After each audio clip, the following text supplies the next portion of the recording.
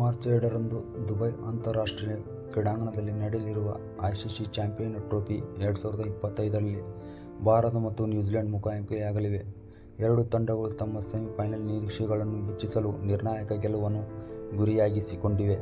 ಭಾರತದ ಕೊನೆಯ ಗೆಲುವು ಪಾಕಿಸ್ತಾನ ವಿರುದ್ಧವಾಗಿತ್ತು. ವಿರಾಟ್ ಕೊಹ್ಲಿ ಶತಕ ಗಳಿಸುವ ಮೂಲಕ ಭಾರತವು 242 ರನ್ನುಗಳ ಗುರಿಯನ್ನು ಸುಲಭವಾಗಿ ಬೆನ್ನಟ್ಟಲು ಸಹಾಯ ಮಾಡಿತ್ತು.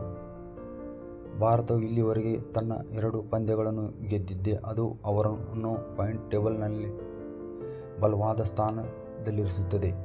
ಅವರು ಮುಂದಿನ ಸುತ್ತಿಗೆ ಪ್ರವೇಶಿಸುವುದು ಬಹುತೇಕ ಖಚಿತವಾಗಿದೆ. 2025 ಸೆಮಿಫೈನಲ್ನಲ್ಲಿ ತಮ್ಮ ಸ್ಥಾನಗಳನ್ನು ಖಚಿತಪಡಿಸಿಕೊಂಡ ಮೊದಲ 2 ತಂಡಗಳಾಗಿ ಎರಡೂ ತಂಡಗಳು ಇಲ್ಲಿಯವರೆಗೆ ತಮ್ಮ ಪಂದ್ಯಗಳನ್ನು ಗೆದ್ದಿವೆ.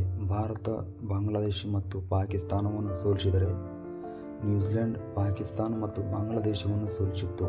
ಪರಿಣಾಮ ಪಾಕಿಸ್ತಾನ ಮತ್ತು ಬಾಂಗ್ಲಾದೇಶ ಈ ಪಂದ್ಯಾವಳಿಯಿಂದ ಹೊರಗುಳಿದಿದೆ. ಭಾರತ ಮತ್ತು ನ್ಯೂಜಿಲೆಂಡ್ ಮುಂದಿನ ಮಾರ್ಚ್ 2ರಂದು ದುಬೈ ಅಂತಾರಾಷ್ಟ್ರೀಯ ಕ್ರೀಡಾಂಗಣದಲ್ಲಿ ಪರಸ್ಪರ ಮುಖಾಮುಖಿಯಾಗಲಿದೆ. ಗುಂಪಿನಲ್ಲಿ ಅಗ್ರಸ್ಥಾನವನ್ನು ನಿರ್ಧರಿಸುವಲ್ಲಿ ಈ ಪಂದ್ಯ ನಿರ್ಣಾಯಕವಾಗಿರುತ್ತದೆ. ಪಂದ್ಯವು ಮಧ್ಯಾಹ್ನ 2:30ಕ್ಕೆ ಪ್ರಾರಂಭವಾಗಲಿದೆ. ಭಾರತ ಮತ್ತು ನ್ಯೂಜಿಲೆಂಡ್ ನಡುವಿನ ಟಾಸ್ ಮಧ್ಯಾಹ್ನ 2 ಗಂಟೆಗೆ ಭಾರತೀಯ ಪ್ರಮಾಣಿತ ಸಮಯ ನಡೆಯಲಿದೆ.